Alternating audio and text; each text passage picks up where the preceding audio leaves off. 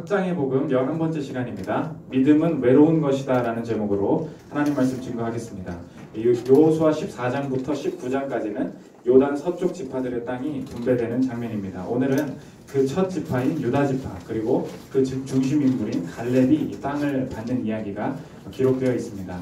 이 갈렙의 인생을 풀어가는 키워드는 방황입니다.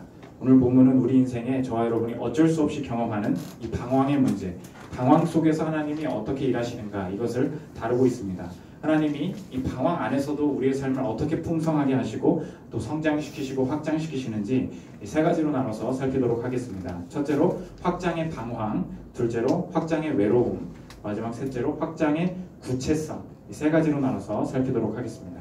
첫째로 살필 것은 확장의 방황입니다. 이 갈렙이란 사람은 예전에 모세가 이스라엘 백성을 이끌고 처음 가나안 땅을 정탐했을 때 정탐꾼으로 뽑혀서 갔던 사람입니다. 거기서 이제 멋있는 말을 했죠. 그 땅을 보고 우리가 이 땅을 능히 차지할 수 있다 말한 인물입니다. 민수기 13장 30절을 보십시오.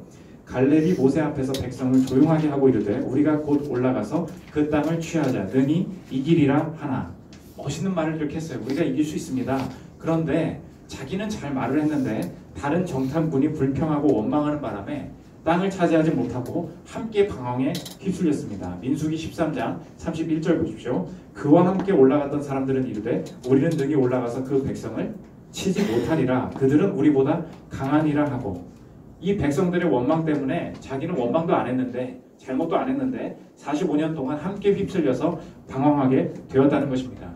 이게 우리 인생이라는 거예요. 의도치 않은 방황에 휩쓸려서 여기저기 고생하는 경우가 있습니다. 그러다 보니까 갈렙의 자기 인생의 생존까지도 위협을 받게 되는 거예요. 그러나 이 갈렙은 이스라엘 백성들 모두가 이 방황에서 살아남지 못했으나 갈렙만은 이 45년의 방황 속에서 살아남았습니다. 왜 살아남을 수 있었는가? 오늘 왜 생존할 수 있었는가? 이게 오늘 핵심 주제인데, 방황 속에서 갈렙이 열심히 살았기 때문이 아니라 방황 속에서 하나님의 말씀이 주어졌기 때문이라는 거예요. 민수기 14장 24절을 보십시오. 그러나 내 종 갈렙은 그 마음이 그들과 달라서 나를 온전히 따랐은즉 그가 갔던 땅으로 내가 그를 인도하여 드리리니 그의 자손이 그 땅을 차지하리라. 하나님이 이렇게 말씀하셨다는 거예요. 이 말씀이 갈렙에게 주어졌기 때문에 갈렙이 방황에서 살아남았다는 것입니다. 지금 우리가 생각하는 것과 성경의 세계관이 엄청나게 충돌을 하고 있는데, 우리의 문화 속에서는 나도 모르게 어떤 생각을 하고 있냐면, 살기 어렵다, 혹은 내가 이 직장에서 이 영역에서 내가 살아남기 어렵다, 그러면 노력해야 생존할 수 있다, 더 열심히 일해야 방황을 벗어날 수 있다. 우리 나도 모르게 처음에 시작할 때 방황만 오면 노력해야 돼, 그래야 벗어날 수 있어, 이 세계관에 둘러싸여 있다는 것입니다. 성경은 전혀 그렇게 이야기하고 있지 않다는 거예요. 노력이 먼저가 아니라 하나님은 나를 방황에서 생존하게 하시기 위해 내 생존을 위한 말씀을 먼저 보내신다는 것입니다. 이 노력의 세계관과 말씀의 세계관이 충돌하고 있습니다. 내 삶의 구원의 근거, 생존의 근거가 노력이냐 말씀이냐, 처음에 이 출발을 깨닫지 못하면 방황이 끝나지 않는다는 것입니다. 내 삶에 오늘도 방황하고 또 길을 제대로 찾지 못하시는 영역이 있다면 하나님의 말씀이 먼저 들려와야 살 수 있다는 것입니다. 다시 말하면 노력이 생존을 보장하는 것이 아니라 말씀이 생존을 보장한다는 거예요. 오늘 갈렙이 그래서 뭐라고 고백하냐면, 제가 열심히 노력해서 살아남았습니다, 그렇게 얘기하지 않고 오늘 제가 살아남은 것이 아니라 말씀이 저를 살아남게 했습니다. 이 갈렙의 고백을 들어보십시오. 10절입니다. 이제 보소서 여호와께서 이 말씀을 모세에게 이르신 때로부터 이스라엘이 광야에서 방황한 이 45년 동안을 여호와께서 말씀하신 대로 나를 생존하게 하셨나이다. 오늘 내가 85세로 돼 여호와께서 말씀하신 대로 생존했습니다. 오늘 저와 여러분이 그 직장에서 혹은 새롭게 출발하는 어떤 삶의 결단 속에서 살아남을 수 있을지, 그 근거가 무엇인 줄 아십니까? 상황이 좋아지고 있다, 내가 남보다 조금 실력이 좋다, 지금 보니까 그 윗사람이 나를 좋아하는 분위기가 보인다, 돈이 벌리고 있다, 전혀 아니라는 것입니다. 잘못된 세계관이라는 거예요. 성경적인 세계관, 그리스도인의 세계관이 아니라는 것입니다. 그 영역에서 하나님의 말씀이 들려온 것이 있는가? 들리는 것이 곧 생존의 보장이라는 것입니다. 제가 건강합니다, 그러니까 생존할 수 있습니다, 우상숭배라는 거예요. 제가 돈이 남아있습니다, 투자할 금액이 남아있습니다, 우상숭배라는 거예요. 상황이 좋아지고 있습니다. 그래서 기쁩니다. 기대할 만합니다. 그렇지 않다는 것입니다. 말씀이 들려오고 있는가? 말씀이 생존을 보장한다. 오늘 갈렙의 고백이라는 것입니다. 전도사님, 저는 안 들리는데요. 그럼 전 버림받은 건가요? 아니, 이 자리에서 하나님의 말씀을 듣고 있다는 게 가장 강력한 증거입니다. 하나님은 방황 속에 우리를 구원하실 때 말씀을 먼저 주시고 그것을 받아들이고 따라오게 하신다는 거예요. 방황의 순간에 우연히 그냥 친구 만나서 또 주변에 교회에 있어서 왔어요. 그런데 설교가 들려옵니다. 또 큐티를 하고 싶습니다. 누가 이렇게 자꾸 성경 공부를 하자고 합니다. 누군가가 자꾸 내 마음에 말씀으로 이끌어가려는 충동들이 또 혹은 권면들이 내 주변에 일어나기 시작합니다. 그때 말씀으로 몰아가시는 인도하심이 느껴질 때 그게 생존을 보장하시는 하나님의 방식이라는 거예요. 그것을 내가 받아들이면 그것이 곧 생존의 보장입니다. 그러나 내 마음에 자꾸 거부하려고 한다. 말씀을 거부하는 것이 곧 방황의 지속이라는 거예요. 그래서 저와 여러분, 오늘 예배 시간은 하나님의 말씀이 내 모든 삶의 주도권을 장악하도록 내려놓는 시간이라는 것입니다. 하나님이 자꾸 나를 생존하도록 말씀을 주신다는 거예요. 하나님은 나를 괴롭게 하시려는 분이 아니라 살게 하기 위해서 그 영역 속에서 살아남는 방법, 성장하는 방법을 알려주시기 위해서 말씀으로 다가오시는데 내 마음에 받아들여야 돼. 이 말씀 따라가야 돼. 라는 충동과 권면을 주실 때 그대로 내 마음을 열면 그것이 곧 생존의 보장이라는 것입니다. 사람들이 착각해요. 이스라엘이 한마디 원망해서 가나안 땅 못 들어가고 갈렙은 그냥 우리는 이길 수 있다 멋진 말 해가지고 들어갔다. 그렇지 않습니다. 그 전에도 이스라엘 백성들은 많이 원망을 했었어요. 왜 이스라엘 백성은 들어가지 못했는가? 그 원망하는 말 속에 그냥 한마디 말을 잘못한 것이 아니라 내가 너희들에게 땅을 주겠다라는 그 말씀으로부터 돌아간 거예요. 말씀을 외면하니까 원망이 나온 것이지 니네 원망 한마디 했으니까 못 들어가게 할 거야. 하나님이 그런 분이 아니시라는 것입니다. 왜 못 들어갔느냐? 말씀에서 떠났기 때문에. 갈렙은 왜 들어갔느냐? 하나님, 제가 멋진 말 한번 오늘 해볼게요. 하나님, 전 이길 수 있습니다. 이 한마디 하면 내일 땅을 주냐는 거예요. 내일 성공하게 해주시냐는 거예요. 그게 아니라는 것입니다. 갈렙은 왜 들어갈 수 있었느냐? 그 말을 왜 할 수 있었는가? 하나님이 모세 때부터 내가 너희들에게 가나안 땅을 주겠다 라고 말씀하신 그 말씀이 안에 있었기 때문에, 그 말씀이 삶의 주도권을 잡고 있었기 때문에 이길 수 있다, 나는 생존할 수 있다, 그 말이 나온 거라는 거예요. 한마디 말을 잘해서 운명이 바뀐 것이 아니라는 것입니다. 제가 대학교 때 교환학생을 가야 되냐 말아야 되나, 나도 성공하고 싶다, 또 영어도 많이 배우고 싶다, 그런 되게 고민할 때 이렇게 죄와 선 이런 게 아닌 거는 참 응답이 애매하잖아요. 계속 기도하는데 방황이죠. 6개월 1년을 내 인생을 어떻게 소비해야 할 것인가, 마지막 시간까지 하나님께서 말씀으로 답을 주시지 않는 거예요. 근데 오늘 새벽기도 끝나고 가면 교수님한테 추천서 서명을 받아야 됩니다. 제가 많이 알아봤거든요. 일리노이로 가야 될지, 영국으로 가야 될지 많이 알아봤어요. 알아보는 건 다 했어요. 이 서명을 받아야 되는데 하나님, 말씀의 확인이 좀 있었으면 좋겠습니다. 너무 중요한 문제인데 끝까지 이렇게 안 알려주시면 어떡합니까? 제가 끝까지 좀 기다려 보겠습니다. 마지막 새벽기도 시간에 어떤 강사 목사님이 집회 때 오셔가지고 롯과 아브라함 이야기 본문을 펼치시는데, 롯과 아브라함이 좋은 땅 가지고 다투기 시작했어요. 그런데 롯과 아브라함의 태도를 비교하면서 이 말씀이 저한테 이 확신으로 확 다가왔습니다. 창세기 13장 10절 보십시오. 롯이 어떻게 인생을 선택했는가? 이에 롯이 눈을 들어 요단을 바라본지요. 이 말씀을 보고 목사님이 뭐라 그러시냐? 롯은 자기가 눈을 들었다는 거예요. 지금 누가 눈을 들었는가? 롯이 직접 눈을 들어서 좋은 땅이 어딘가 바라봤다는 거예요. 그런데 아브라함의 인도하심은 어땠는가? 그 바로 밑에 14절에 있습니다. 롯이 아브라함을 떠난 후에 여호와께서 아브라함에게 이르시되 너는 눈을 들어. 롯이 눈을 들지 않은, 롯은 자기가 눈을 들었는데 아브라함은 언제 눈을 들었는가? 너는 눈을 들어. 너 있는 곳에서 북쪽과 남쪽 그리고 동쪽과 서쪽을 바라보라. 마음속에 어떤 음성이 확 들었냐면 하나님이 눈을 들게 하실 때까지 기다려라. 언제나 하나님께서 그러면 이 구절을 보고 무조건 기다리는 게 답입니까? 이런 게 아니라 내가 하나님의 말씀을 묵상하다 보면 저와 여러분의 삶에 모든 게, 그 삶의 영역에서 모든 게 정리되고 내가 뭘 보지 못했는지가 정리되고 어떻게 해야 될지가 정리되고 눈이 열리는 순간 그 말씀이 그 삶의 영역 전체를 해석해버리는 순간이 다가온다는 것입니다. 말씀이 먼저 오고 나를 생존할 그 영역에서 생존하게 한다는 거예요. 제가 그 예배 시간에 앉아서 그 확신을 강하게 느낀 다음에 그날 교수님 방에 들어가지 않았습니다. 그래서 그 교수님은 아직도 날 몰라요. 결정했어요. 하나님의 사람들을 만나보십시오. 언제나 하나님의 말씀 곁에 있을 때 방황을 벗어나는 단초가 무엇인가?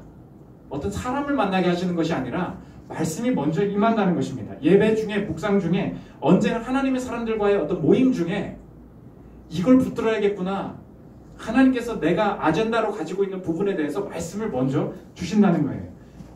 그래서 오늘 하나님께서 저와 여러분에게 보게 하시는 게 뭐냐면, 저와 여러분이 지금 말씀 외에 생존의 수단을 찾고 있는 것, 그것이 나의 우상이라는 것입니다. 지금 봐요. 우리는 여전히 지금도 노력의 세계관과 말씀의 세계관을 계속해서 충돌하고 있는데, 보세요. 지금 투자자 찾고 계십니까? 지금 남자 찾고 계십니까? 지금 여자를 찾고 계세요? 지금 직업을 찾고 계십니까? 그것이 해결된다고 생존되는 게 아니라는 거예요. 지금 그 사고방식이 바로 노력의 세계관이라는 것입니다. 노력해서 직업 가지면, 노력해서 연봉 올리면 내가 이 영역에서 생존할 수 있겠구나. 살아보십시오. 그 노력의 끝이 나는가? 우리가 지금 그 확신이 없다는 거예요. 노력해서 취업했어요. 노력의 끝이던가요? 우리가 지금 계속 고민하는 게 이것입니다. 충분히 연봉을 벌었다고 생각했습니다. 끝입니까? 또 다른 문제가 얼마나 더 노력하면 생존할 수 있을 것인가에 대한 문제가 계속 우리의 마음을 사로잡고 있다는 거예요. 세계관 자체가 변해야 되는데, 평안으로 계속 지속할 수 있는 방법은 무엇이냐면, 그 영역에 대한 노력의 세계관이 아니라 말씀이 먼저 임할 때, 그리고 그대로 행할 때 그 방황 속에서 하나님께서 인도하시는 뜻이 다 이루어진다는 것입니다. 그래서 성경은 방황을 문제 삼지 않아요. 방황을 벗어나는 수단을 문제 삼고 있습니다. 언제나 그 방식이라는 거예요. 방황해도 좋아. 그건 문제가 아니야. 너 갈래? 너 이스라엘 백성들 때문에 억울하게 방황에 휩쓸렸지? 그건 내 인도하심 안에 있어. 내가 널 버리는 게 아니야. 방황의 문제가 아니야. 방황을 해결하는 수단이 뭐냐는 거예요. 말씀 하나 있으면 언제나 생존한다. 그래서 우리 방황을 끝내는 것은 하나님의 말씀이고 하나님의 임재라는 것입니다. 생존의 수단보다 하나님의 말씀을 먼저 찾아야 된다는 것입니다. 오늘 이게 성경의 도전이라는 거예요. 두 번째 살필 것은 확장의 외로움인데, 그러면 노력의 세계관이 아니라 하나님의 말씀을 사모하는 이 세계관을 중심으로 내가 이 방황의 길을 빠져나갈 때 우리의 삶에 나타나는 현상은 무엇인가? 두 가지인데, 하나님께서 외로움을 주시고 일관성을 주신다는 거예요. 우리가 외로움과 일관성, 이 두 가지를 통과한다는 것입니다. 첫째로 살필 것은 외로움인데, 믿음의 길은 언제나 외로움을 수반한다는 것입니다. 갈렙의 삶 자체가 외로움이었음을 보여주는 이 갈렙의 고백을 들어보십시오. 8절 보십시오. 나와 함께 올라갔던 내 형제들은 백성의 간담을 높게 하였으나 나는 내 하나님 여호와께 충성하였으므로. 내 형제들과 나의 길이 달랐다는 거예요. 말씀이 중심이 되면 말씀이 중심이 되지 않은 사람과 무조건 길이 달라지게 되어 있습니다. 가는 길은 같아요. 똑같이 취업해요. 똑같이 직장 안에서 일해요. 그런데 외로워요. 왜 그렇죠? 가만히 생각해 보세요. 우리가 왜 외로울까요? 방황을 해결하는 수단이 다르기 때문입니다. 이게 여전히 똑같은 싸움이 일어난다는 거예요. 같은 직장에 있어요. 같이 회식해요. 근데 왜 이렇게 나는 외로울까요? 방황을 해결하는 수단이 달라야 된다는 것을 내 마음에 인지하고 있기 때문입니다. 저 사람이 해결하는 구원의 방식과 나의 구원의 방식이 늘 다르기 때문에 여기서 외로움을 느낀다는 것입니다. 지난주에 전태수 집사님이 자기와 함께 근무하고 계시는 분 소개를 받았어요. 북경의 유명한 대학을 다니고 있는데 졸업하면 바로 중국 외교관으로 그냥 활동하는 엘리트 분이셨답니다. 그런데 유일하게 그 대학 들어가면 다 외교관 되고 엘리트 코스가 보장되는데 중국 공산당에 입당해야 되는 조건이 있었다는 거예요. 근데 공산당 뭐 다 아시죠? 신앙을 거부하는 유물론이기 때문에 예수님을 택할래? 공산당을 택할래? 공산당 입당하는 조건으로 신앙을 버려라. 요구를 받은 거예요. 거부했습니다. 공산당에 들어갈 수는 없다. 거부하고 한국으로 왔어요. 여러 가지 기회들 많이 있었으나 내가 그러면 다 성공할 수 이런 지금까지 스펙을 가지고 성공할 수 있는 다른 일을 할 것인가? 그러지 말고 하나님께서 내가 중국을 향한 사명이 있을 것이다 라는 생각 속에 중국의 예수님을 전하는 일을 위해서 한국에서 함께 일하고 또 기회를 찾고 있습니다. 말도 안 되는 일이죠. 그러나 내가 섬기는 하나님이 주시는 말씀만으로 나만의 길을 걷는 것, 이거는 정말 돈도 아니고 명예도 아니에요. 공산당 목 들어간 대신 내 스펙 가지고 또 다른 돈을 벌어보겠어, 이게 아니라는 것입니다. 진짜로 말씀 하나 가지고 그 지키는 외로움 속에 그 안에 새로운 성취의 길이 열려지는 것, 이게 말씀 안에 있는 외로움이라는 거예요. 저 여러분이 그 외로움을 되게 부정적이고 약해지는 시간으로 생각하는데, 외로움에 우리가 꼭 기억해야 될 게 뭐냐면, 외로운 시간은 가장 강해지는 시간이에요. 왜 강해지냐면, 외로움의 시간은 우상을 만들 수 없는 시간이기 때문입니다. 이걸 기억해야 된다는 거예요. 보세요. 우리가 사실 삶의 많은 부분에 외로움을 해결하기 위해서 대체제를 찾아요. 관계가 외로우니까 여자를 만나고 남자를 만납니다. 일하는데 외롭고, 또 인생이 외로우니까 술을 찾고 돈을 찾고 성취에 되게 집착을 해요. 인생의 모든 요소가 외로움을 해결하기 위한 대체제를 찾는 과정이라는 것입니다. 홀로됨을 달래다 보니까 계속 우상 안에 빠져 있을 수밖에 없어요. 하나님이 궁극적인 내 만족으로 다가오지가 않습니다. 차라리 그냥 예능 보고 풀고 말지, 차라리 그냥 오늘 뭐 한잔하고 말지. 그러니까 깊이 있게 외로움 속에 머무를 시간이 없어요. 언제나 연락할 수 있는 친구가 있습니다. 그런데 외로움이 왜 강한 시간이냐? 우상을 찾을 수가 없기 때문이에요. 우상이 나를 망하게 하고 하나님을 떠난 것이 나를 사실 망하게 하는 것인데, 외로움의 때는 친구가 없어요. 친구를 만나면 해결되는데 친구가 없다고. 예능을 보면 되는데 예능 볼 수단이 없어요. 그래서 주재원에 나가 계신 분들이 엄청 신앙이 성장하는 경우가 있어요. 왜냐면 하드에 막 600기가 1테라에 꽉 채워서 예능을 받아가요. 막 인도네시아 날아가요. 저희 그 포스코 사람들도 보면 날아가요. 그 1테라를 다 보고도 남는 게 없어. 이 시간이 너무 남아요. 인터넷이 안 된대요. 그럼 어떻게 할 게 없는 거죠. 신앙을 의지할 수밖에 없는 거예요. 그런 어떤 극단적으로 하나님께서 외로움으로 몰아가시는 과정 속에 사실은 외로움이 우상을 벗어나는 시간이라는 것입니다.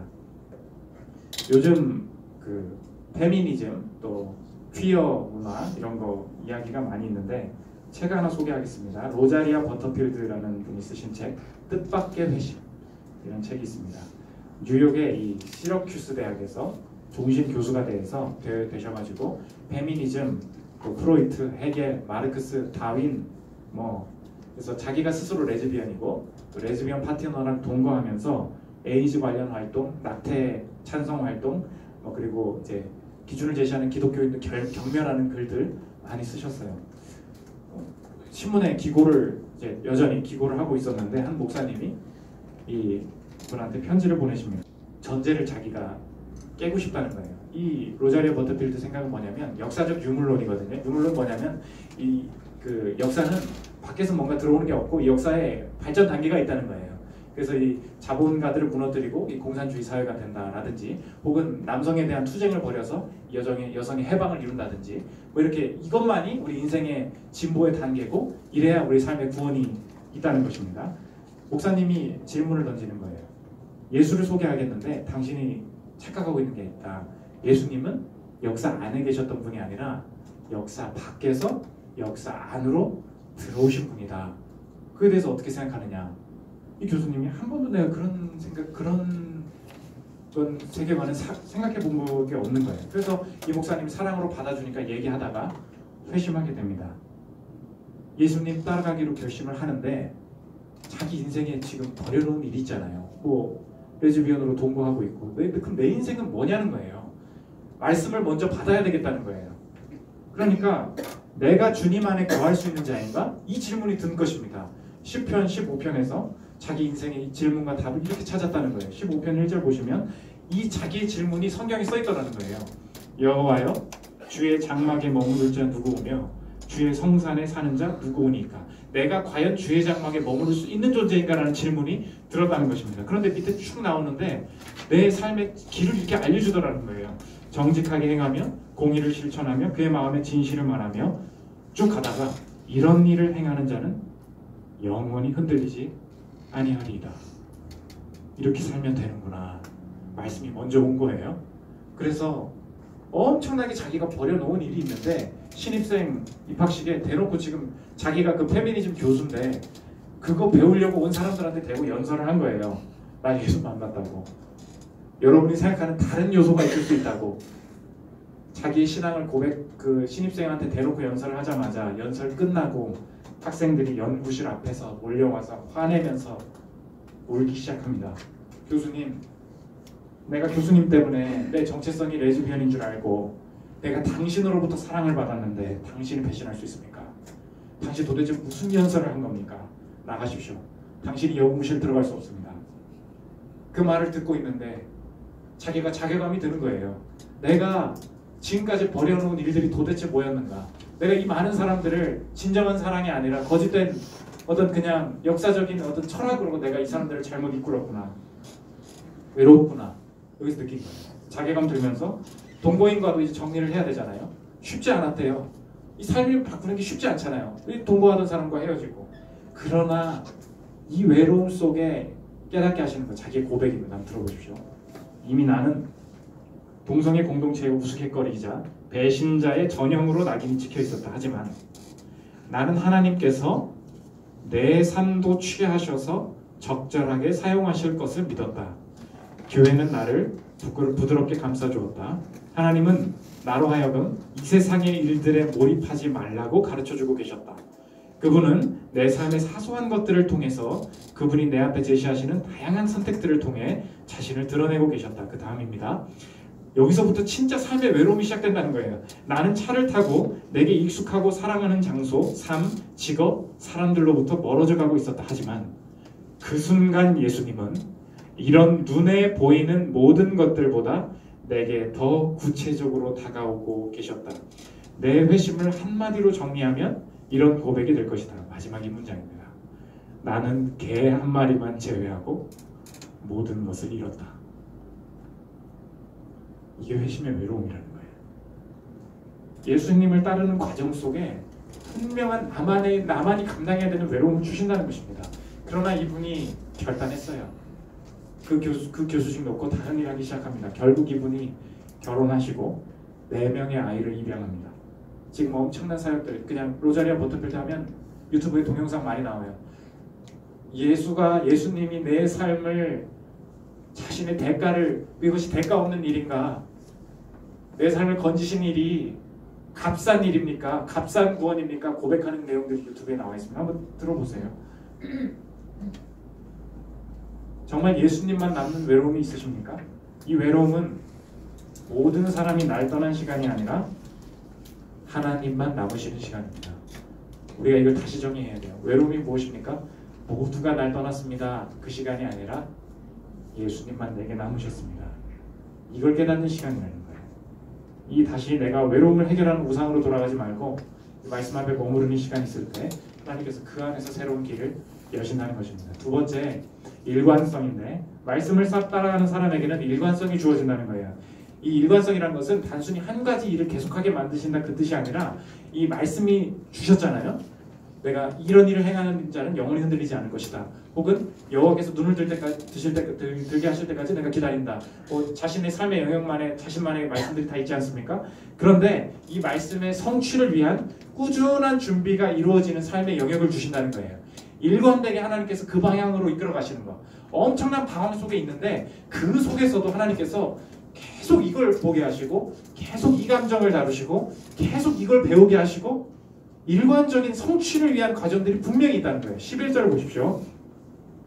모세가 나를 보내던 날과 같이 오늘도 내가 여전히 강건하니 내 힘이 그때나 지금이나 같아서 싸움이나 출입에 감당할 수 있으니. 이게 지금 갈렙의 고백인데 뭐냐면 제가 40살 때 그 말씀 받았거든요. 근데 저 이제 80살 됐습니다. 근데 저 지금도 강건합니다. 저 지금도 싸울 수 있습니다.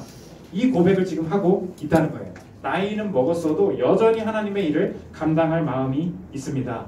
지금까지 그 노년분들은 이 말씀을 잘못 해석해서 이 말씀이 나올 때마다 갈렙 설교할 때마다 이 자괴감이 들었어요. 왜냐하면 하나님의 사람은 40세에도 건강하고 80세에도 건강해야 되는구나. 그런데 나도 나름 열심히 믿음 지키고 살아왔는데 나는 왜 힘이 빠져 있을까? 그러니까 자꾸 갈렙 얘기 막 여러분 80세에도 건강하셔야 됩니다. 그리스도인들은 그런데 나는 지금 관절염이고 허리 아프고 다 그러잖아요. 그러니까 자괴감이 느낀다는 거예요. 어떻게 적용해야 됩니까? 이건 힘에 관한 문제가 아니라는 거예요. 일관성에 관한 문제라는 것입니다. 이 방황 속에 말씀을 통한 성취, 말씀을 통한 생존, 이 하나님의 말씀을 따라 나아가고 있는 사람들의 눈에만 보이는 것이 무엇인가? 방황 속에서도 일관되게 준비시키시는 하나님의 손길, 그걸 느낀다는 거예요. 지금 그 갈렙의 말은 예전이나 지금이나 같아서 똑같이 내가 힘이 셉니다, 힘을 얘기하고 있는 것이 아니라 하나님이 이 말씀의 성취를 위해서 저에게 아직 이 체력을 남겨주신 것 같습니다. 그 고백이라는 거예요. 성취하실 하나님이 말씀의 성취를 위하여 내 삶에 일관되게 준비하게 하시는 그것이 보입니다. 저에겐 그게 체력이었습니다. 그걸 깨닫게 하신다는 거예요. 저와 여러분의 외로움 가운데 하나님은 분명히 나만의 말씀의 성취를 위하여 남들은 준비하지 않는 것인데 일관되게 내 삶에 준비되게 하시는 성품과 준비되게 하시는 지식들, 준비되게 하시는 경험들이 있다는 거예요. 갈렙에겐 그게 체력이었어요. 왜? 땅을 정복해야 되니까. 그런데 저 여러분에게 주신 것은 무엇인가? 경험일 수 있고 연륜일 수 있고 성품일 수 있어요. 어떤 섬김의 은사일 수 있고 어떤 일관되게 하나님께서 나를 준비시키는 방향들이 있다는 것입니다. 그 방향 속에서 성취를 이루게 하신다는 거예요. 내가 너무 아이들만 많이 다뤄보니까 내가 어디 가서 어떤 사람을 만났는데 저 애가 왜 짜증내는지가 보여요. 저 애가 왜 방황하는지가 보여요. 내 스스로 방황했었어요. 그러다 보니까 내가 청소년을 만났는데 저 애가 왜 지금 꿍에 있는지 보여요. 나만 보면 저 사람이 말을 해요. 되게 특이해요. 저도 청소년 잘 섬기는데 제가 카톡하면 답을 안 해. 일십이야. 일만 없어져요 계속. 그런데 뭐 현수전도사가 말하거나 뭐 제리스님이 말하면 계속 답이 와요. 저는 일주일에 한 번 와. 그리고 교회는 안 와. 근데 그래서 저는 늘 그럼 뭐가 문제인가? 하나님이 자신의 삶의 영역을 감당하게 하시는 영역들이 있다는 것입니다. 말씀의 성취를 위해서 남은 일관적으로 준비하게 하시는 일, 이게 있다는 것입니다. 그래서 일관성 속에 하나님께서 이걸 분명히 성취하게 하실 것이다. 그 일관된 흐름들이 내 삶에 보인다는 것입니다. 원정민 형제님이 계신데 그냥 혼자 책을 좋아하는 친구예요. 그리고 어려서부터 친했던 사람이 아닙니다. 저랑 아는 사람이 아니었어요. 이전 교회에서 만나던 사람인데 한 사람이 책을 좋아해요. 개인의 관심사죠. 여기저기 책에 대한 경험을 그 직장들 보면 커리어 보면 많이 경험을 하게 하셨어요. 저는 책을 읽기를 좋아하지 책 출판에 대한 거 전혀 관심 없는 사람이에요. 저 그냥 설교에 관심 있고 전도에 관심 있고. 교회 초반에 이렇게 만나서 어떤 책이라는 하나의 작품이 나오게 될 때 이걸 우연이라고 할 수 있는가? 그렇지 않다는 거예요. 각자가 일관되게 준비시키세요. 그렇죠? 그런데 일관되게 뭔가를 계속하게 하시는데 지겨워. 나 이거 해서 뭐해? 계속 나는 이 일이야. 저도 마찬가지예요. 맨날 나는 설교야. 근데 어떤 일관되게 준비하신 하나님의 사람들이 만나게 하심을 통해서 하나님이 스스로 자신의 일을 행해 나가신다는 것입니다. 그래서 저 여러분이 오늘 사모해야 될 게 뭐냐면 난 이 일만 해서 지겹습니다. 이렇게 생각하지 말고 하나님, 제가 지금 어떤 일관된 흐름 속에서 뭔가를 하고 있는 것 같은데 저의 이 일관된 삶의 방향 속에서 하나님이 드러나시기를 원합니다. 하나님이 저는 이 일만 하고 있는데 저 혼자 일하는 거 아니잖아요. 많은 사람들과의 어떤 협력을 통해서 하나님의 일을 주도해 주십시오. 제가 제 것을 내어드리기를 원합니다. 이 일관된 삶의 과정 속에 하나님의 말씀을 의지할 때에 이 말씀의 성취됨을 우리가 경험할 수 있다는 것입니다. 하나님이 방황을 이렇게 사용하신다는 거예요. 외로움 속에 내 삶에 일관되게 준비하게 하시는 그 무기를 주신다는 것입니다. 마지막 세 번째 확장의 구체성인데 하나님의 말씀을 통한 구원은 추상적인 위로, 감정적인 회복이 아니라 아주 구체적이고 물리적인 성취임을 보여주고 있습니다. 오늘 갈렙이 말씀을 따랐던 결과가 이제 유다 지파가 모든 땅을 받게 되는데 여호수아 15장 전체에 내용이 기록되어 있는데 15장 20절부터 24절까지만 한번 읽어보겠습니다. 이거 우리가 성경 통독할 때마다 지겨워서 넘어가는 본문이잖아요. 그냥 한번 읽어보죠. 유다 자손의 지파가 그들의 가족대로 받은 기업은 이러하니라. 유다 자손의 지파의 남쪽 끝 에돔 경계에 접근한 성읍들은 갑스엘과 에델과 야굴과 기나와 디모나와 아다다와 게데스와 하솔과 인난과 쉿과 델렘과 부알롯과. 이게 말씀의 결과라는 거예요. 말씀의 결과가 어떻다는 것입니까? 오늘 이 말씀을 보고 이렇게 받아들여야 돼요. 하나님의 말씀이 성취될 때는 잘했다는 칭찬을 주십니다. 이거 아니라는 거예요. 감정적인 회복을 주십니다. 그런 거 아니라는 거예요. 뭐예요? 땅 준다. 물리적인 기업 준다. 부동산 준다. 물리적인 성취라는 거예요. 이게 아주 중요한 약속이라는 것입니다. 하나님의 말씀의 성취가 도대체 뭔데요, 전도사님? 너한테 나중에 아이고 잘했다 칭찬해 주실 거다. 아유 내가 널 위로한 이거 아니라는 거예요. 그런 것도 있겠죠. 그런데 말씀의 성취는 뭐냐? 물리적인 영역 가지고 또 다스리시는 구체적인 성취라는 것입니다. 이 말씀을 받아들일 때 우리가 마지막 그 반항심이 들어요. 아유 전도사님 허무맹랑하게 들립니다. 차라리 영적으로 위로해 주신다 그러면 믿음 고상해 보이긴 하지 그런 식으로 말씀으로 저를 유혹하지 마세요. 전도사님 제 일상을 보십시오. 제가 30평생 40평생 평생을 하나님의 말씀을 의지하면서 살았는데 저는 지금 물리적인 건 오히려 빼앗기고 있고요. 저는 지금 가난하고요. 저는 지금 방황의 연속일 뿐입니다. 맨날 무슨 조금 참으면 물리적인 축복이 올 것처럼 그렇게 유혹하시는데 제가 평생 살아봤거든요. 지금 저 아직도 월세거든요. 아직도 힘들거든요. 자꾸 그렇게 물리적인 복으로 유혹하시는 것 같아서 제가 예수 믿기가 힘들어집니다. 그게 이 시대의 지금 질문이라는 거예요. 왜 이런 질문이 드는가?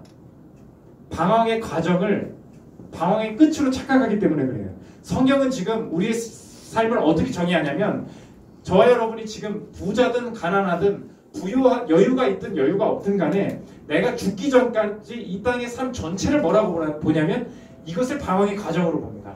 죽기 전까지 전체를 방황으로 본다는 거예요. 이걸 이해해야 된다는 것입니다. 약속의 성취는 궁극적으로 죽음 이후에 온다는 거예요. 그래서 자꾸 방황의 과정을 방황의 끝으로 자기가 정의해버리니까 이거 봐 물리적인 성취가 없잖아. 이거 봐 요 정도잖아.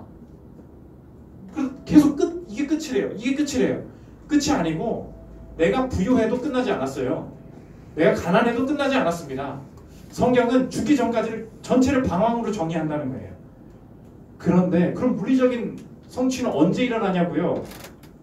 진짜 약속의 물리적인 성취가 성경이 이렇게 기록되어 있는데 자 갈렙의 이야기와 너의 인생이 이제 평행한 내러티브, 평행한 스토리로 이제 펼쳐질 거야. 갈렙이 방황했지. 물리적으로 땅을 받았지. 너 인생 전체 죽기 전까지가 다 방황이라고 했지. 죽은 이후에 물리적으로 받을 거야. 잘 보십시오. 계시록 21장 1절 2절입니다.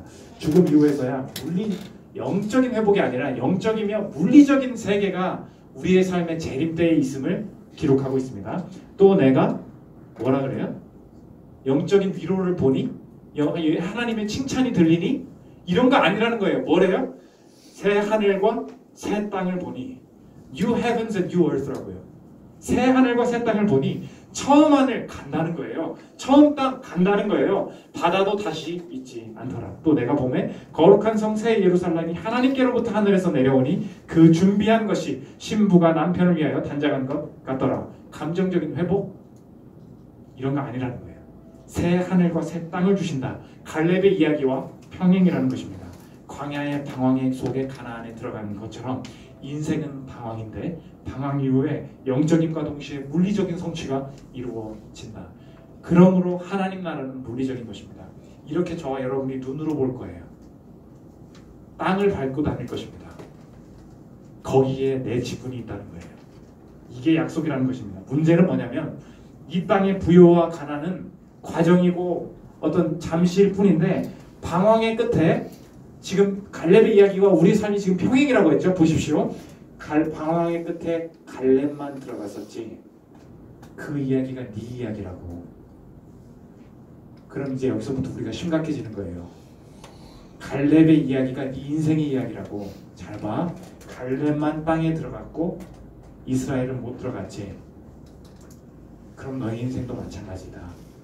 새 하늘과 새 땅에 들어갈 자와 들어가지 못할 자가 나뉘어질 것이다. 마찬가지 내러티브라는 것입니다. 우리 인생에 들어가지 못하는 것이 무엇입니까? 성취를 맛보지 못하는 것, 방황이 끝나지 않는 것. 이것을 성경이 뭐라 그러냐면 죽은 이후에 영원히 죽는 것. 그것을 두 번째 죽음이라고 해요. Second death. 이거 영원한 방황의 시작이에요. 방황이 말씀의 성취로 끝나야 되는데 말씀을 받아들이지 않은 자, 갈렙 말고 이스라엘 백성이 가나안 땅에 못 들어갔던 것처럼 우리의 인생도 마찬가지 내러티브인데 말씀을 받아들인 자 새하늘과 새 땅을 차지할 것이다. 말씀을 받아들이지 않은 자 두 번째 죽음, 영원한 방황이 시작될 것이다. 계시록 20장 12절부터 15절입니다. 또 내가 보니 죽은 자들이 큰 자나 작은 자나 그 보좌 앞에 서 있는데, 큰 자 작은 자 똑같다는 거예요. 책들이 펴있고 또 다른 책이 펴졌으니 곧 생명책이라. 죽은 자들이 자기 행위를 따라 책들에 기록된 대로 심판을 받으니 사망과, 첫 번째 사망이에요. 사망 그 자체도 끝이 아니라는 거예요. 사망과 음부도 그 일시적으로 있는, 아직 영원한 심판을 받지 않은 죽음의 상태, 사망과 음부도 불못이 진짜 우리가 말하는 지옥이에요. 게헨나, 불못에 던져지니 이것은 둘째 사망, second death, 곧 불못이라. 누구든지 생명책에 기록되지 못한 자는 불못에 던져지더라. 하나님의 말씀이 내 인생을 주관하는 게 맞다면 너의 인생도 갈렙 이야기가 평행하게 너의 인생이 진행될 거라는 건데, 죽음 이후에 새하늘과 새 땅이 분명히 올 때 너는 갈렙인지 이스라엘 백성인지 너 스스로 대답해야 된다는 거예요. 그런 식으로 대답하면 우리는 이제 대답을 하지 못합니다. 성경을 읽을 때, 오늘 마지막인데, 너도 이렇게 결론 지으면 안 돼요. 성경을 딱 읽고 아 그렇구나, 마지막 설교의 결론이 이렇게 되면 안 됩니다. 너도 나머지 이스라엘 백성처럼 살지 말고 갈렙이 되십시오. 그러면 방황에서 벗어나서 하나님 나라에 들어갈 수 있을 것입니다. 그건 우리에게 절망입니다. 성경은 1차적으로 우리에게 뭘 하라고 기록된 책이 아니에요. 기억하십시오. 성경은 1차적으로 우리에게 뭘 하라고 기록된 책이 아니라는 거예요. 성경은 무슨 책입니까? 나를 위해서, 나를 구원하시기 위해서 하나님이 무슨 일을 하셨는지가 기록된 책이라고요. 언제나 1차적으로 그렇게 읽어야 된다는 거예요. 하나님, 나도 갈렙처럼 살지 않으면 저는 지옥 간다는 건가요? 이렇게 받아들이면 안 되고, 하나님, 갈렙처럼 살지 못한 나를 위해서 당신이 무슨 일을 하셨다는 것입니까? 그 질문을 해야 성경이 읽히기 시작한다는 거예요. 오늘 성경을 그렇게 읽으면 대답이 보입니다. 갈렙 때문에 유다 지파가 땅을 차지했다. 너에게도 너를 위한 갈렙이 오실 것이다. 갈렙은 자기 자신만 들어가고 유다 지파만 구원해냈으나 갈렙의 후손, 유다의 후손, 예수 그리스도는 자기를 믿는 백성 모두를 새하늘과 새 땅으로 들어가게 자신을 먼저 그렇게 행하셨다는 거예요. 마태복음 1장 1절부터 16절까지 족보에 이제 이해가 될 거예요. 이렇게 나옵니다. 아브라함과 다윗의 자손 예수 그리스도의 계보라. 아브라함이 이삭을 낳고 이삭은 야곱을 낳고 야곱은 유다와 그의 형제들을 낳고 유다는 다말에게서 베레스와 세라를 낳고 베레스는 헤스론을 낳고 헤스론은 야람을 낳고 마지막 누구예요? 마리아에게서 그리스도와 칭하는 예수가 나시니라. 이제 갈렙 스토리와 평행한 내러티브가 펼쳐지는데, 갈렙은 이스라엘 백성 전부 불순종했으나 자기가 순종함으로 유다 지파를 구원해냈어요. 그런데 유다 지파의 후손 예수님은 이 땅에 오셔서 모든 인간이 불순종했으나 자신은 죄가 없이 하나님께 순종하시고 십자가에서 죽음과 싸우심으로 영적인 하나님의 백성 새하늘과 새 땅을 우리에게 열어주셨다는 것입니다. 우리가 영원한 방황, 불못에 빠진 것을 가만두지 않으시고 우리 대신 영원한 방황을 짊어지셨다는 거예요. 나 대신 갈렙처럼 순종하심으로 나에게 새로운 땅을 차지할 자격을 주신 그분이 나의 주인이시다. 이걸 받아들이는 것이 성경을 읽는 방법이라는 것입니다. 그러므로 이제 내 삶은 다르게 해석되기 시작해요. 이제 내 삶은 이런 거예요. 나는 이제 갈렙 라인에 서 있음을 확신할 수 있다. 왜? 나는 갈렙은 아니에요. 갈렙처럼 살기 쉽지 않아요. 그러나 나를 위한 갈렙이 오셨다. 그게 누구십니까? 예수님이 나 대신 오셨다는 거예요.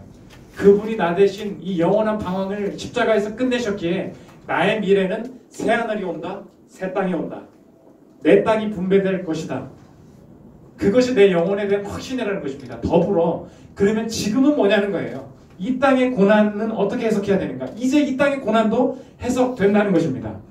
아, 나의 삶에 영원한 새하늘과 새 땅을 주시기 위하여 그분이 고난과 외로움 속에서 일관되게 십자가를 향해서 준비해 가신 그분의 삶을 통하여 내 삶의 영생이 주어졌다면, 나 먼저 외로우셨던 그분, 나만주 일관되게 십자가를 향해서 준비하셨던 그분이 이유 없이 당하는 고난이 아니요, 나를 위한 고난, 나를 위한 사랑 때문에 그 길을 걸으셨던 그분의 사랑 때문에, 그분의 외로움 때문에 내 삶에 영생과 부활이 주어졌다면, 그분을 믿는 내 삶 속에 주어지는 외로움과 고난도 그분이 일관되게 준비되는 과정 속에서 말씀을 따랐던 것처럼, 나도 그분 안에서 그분이 주시는 말씀을 가지고 외로움과 일관된 삶을 살아 나갈 때 부활과 비견되는 이 땅에서의 영원한 성취도, 이 땅에서의 유익도 내게 주실 것이다. 이제 내 고난이 해석되기 시작한다는 것입니다. 오늘 저와 여러분 잠깐의 방황에도 먼저 말씀을 찾으시고 외로움과 일관성 주시는 그 인도하심 속에서 유익을 찾고 나의 우상을 태우고 최종적으로 새 하늘과 새 땅으로 인도하는 예수의 사람 되시기를 기도합니다. 우리 함께 주님 다시 오실 때까지